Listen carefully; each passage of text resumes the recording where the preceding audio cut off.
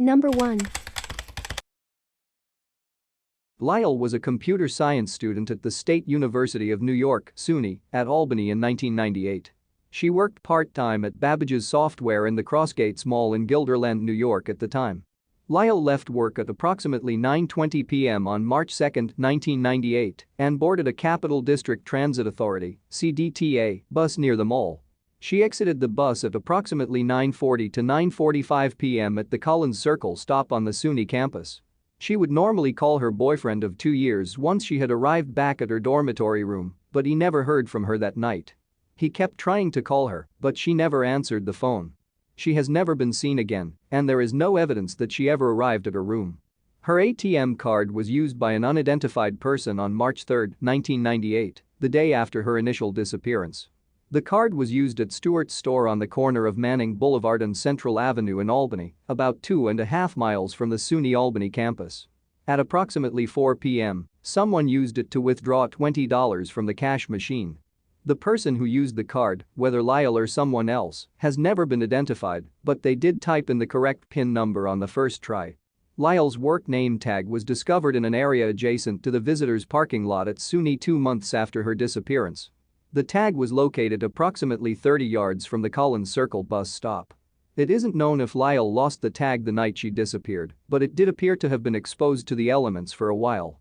One of Lyall's co-workers told authorities that she mentioned she was being stalked by an unidentified man before March 1998. The co-worker stated that Lyall did not appear to be frightened of the person. It is not known if this incident is related to her case. Although Lyall's boyfriend claims he was playing games online with a friend at the time she went missing, and his friend supported his story, Lyall's parents feel he may have been involved in her case. They pointed out that, although he only lived about 10 or 12 minutes away from the SUNY Albany campus, he never came to check on her when she didn't answer his calls the night she went missing. According to Lyall's mother, her relationship with her boyfriend was unhealthy, and she had repeatedly tried to break up with him, only to agree to continue their relationship when he became upset. He has not been named as a suspect in her case, however. Another SUNY Albany student, Karen Wilson, disappeared in 1985, 13 years prior to Lyall. Her disappearance remains unsolved. Authorities have not found anything to link the two cases, but they stated the circumstances of the women's disappearances were similar. Lyall's case remains unsolved. She was raised in Ballston Spa, New York. She is described as a quiet woman who enjoys expressing herself through poetry. She has been very interested in computers since she was a child and is an avid Rush fan. Number 2. Wilson was last seen in the 1600 block of Central Avenue in Colonie, New York, on March 27, 1985, at approximately 7:20 p.m. She'd gone to the Colonie Center and bought a red t-shirt and a blue t-shirt in preparation for an upcoming spring break trip to Fort Lauderdale, Florida.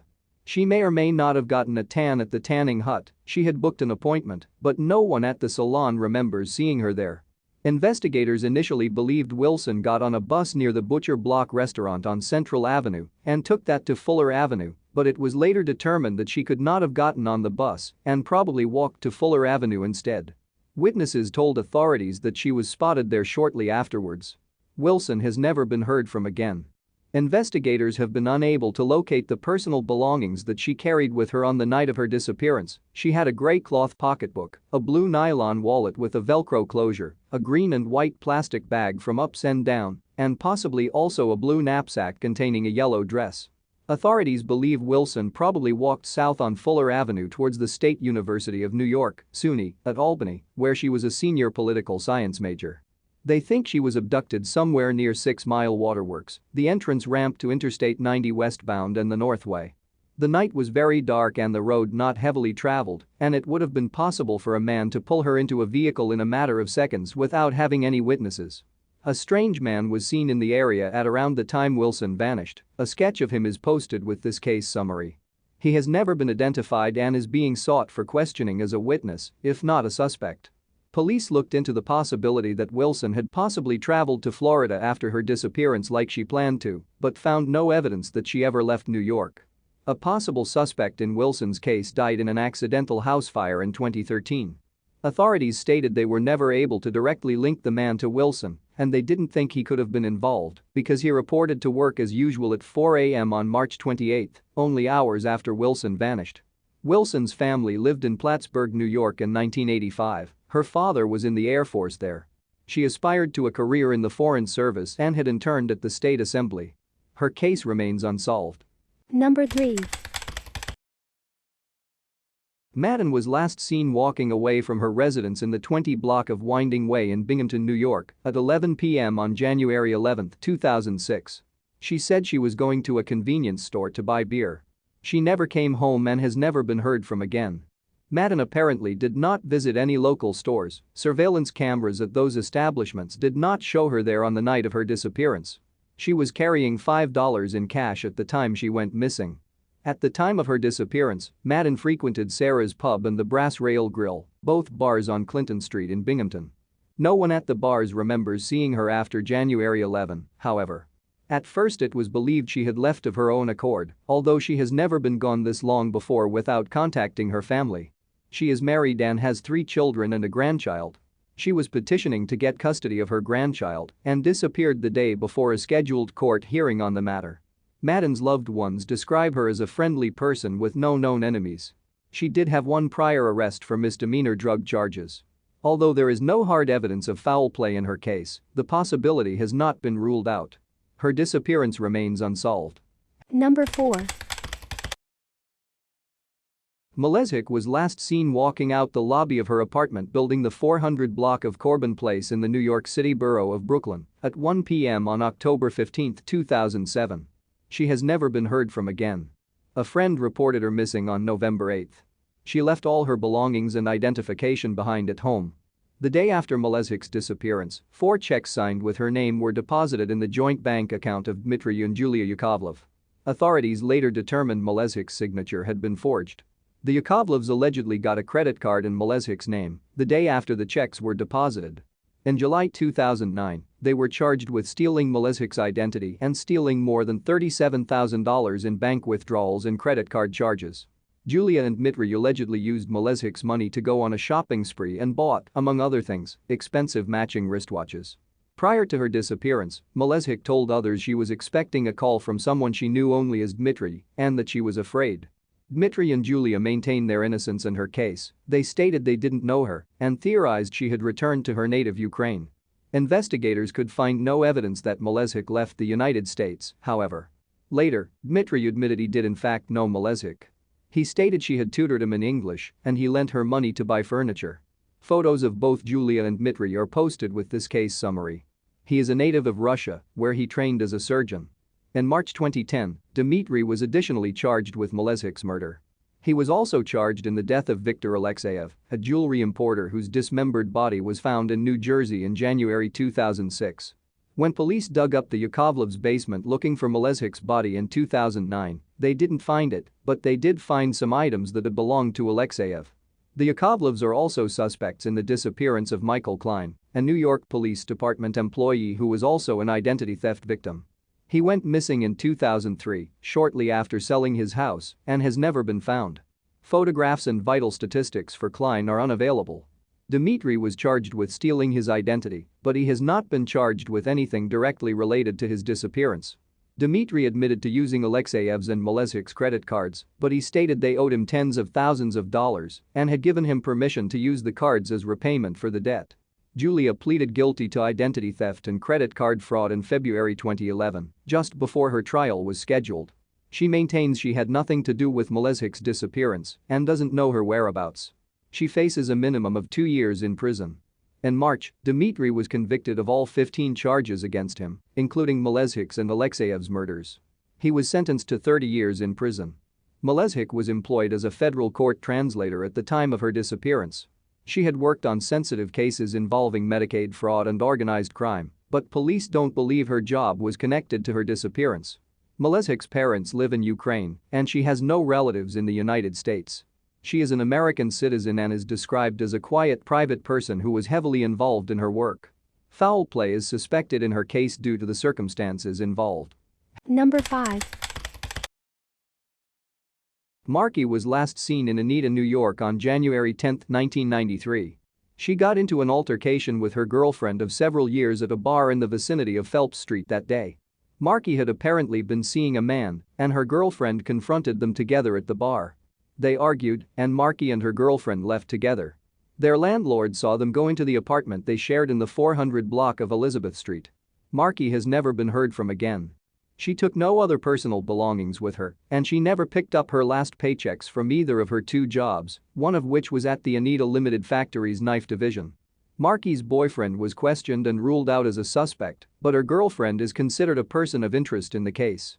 The two women had apparently had a troubled relationship for the past 4 or 5 years. Marky had several run-ins with the law prior to her disappearance, but her father said she'd been doing well in the 3 or 4 years before she vanished and had attended business and real estate classes at Morrisville State College. Although there is no hard evidence of foul play, authorities consider her disappearance suspicious. No one has been charged in connection with Marky's disappearance. Her case remains unsolved. Number 6.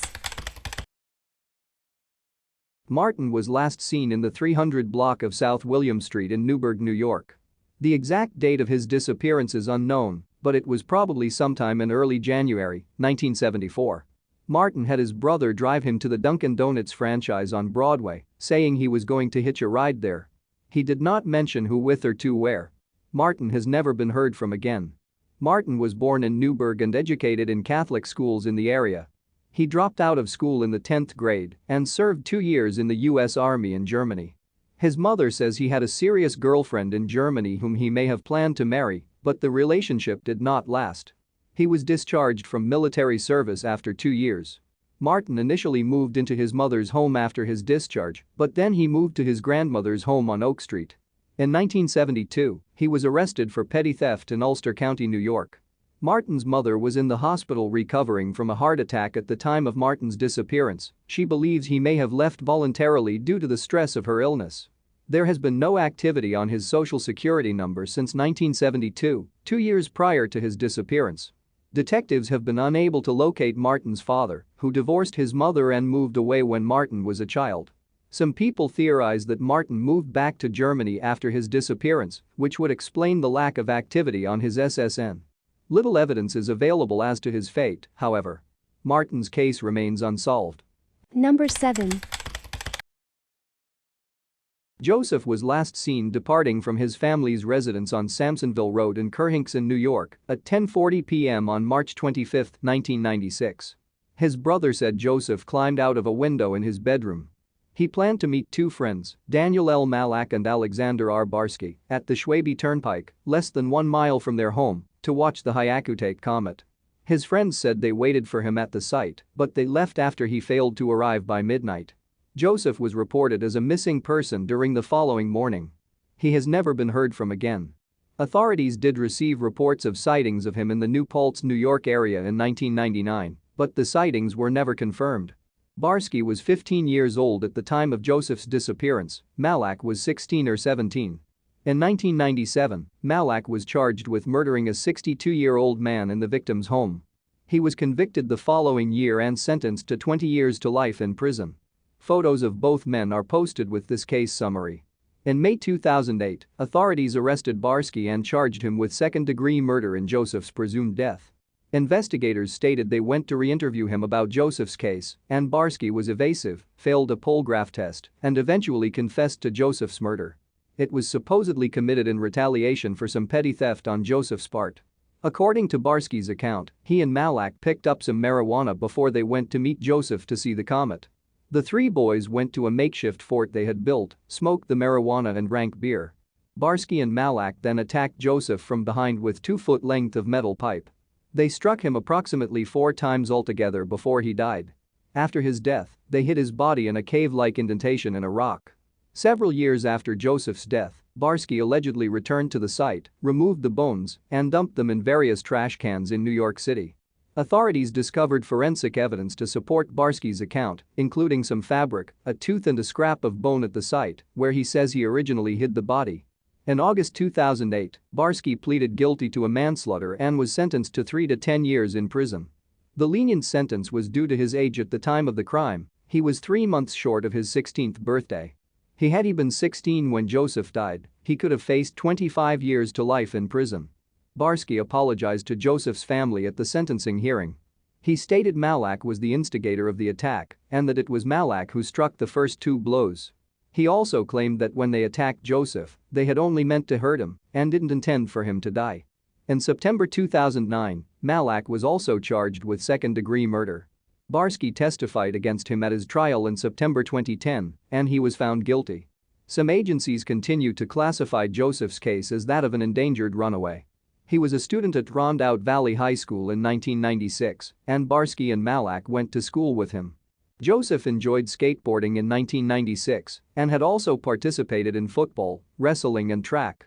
Foul play is suspected in his disappearance due to the circumstances involved.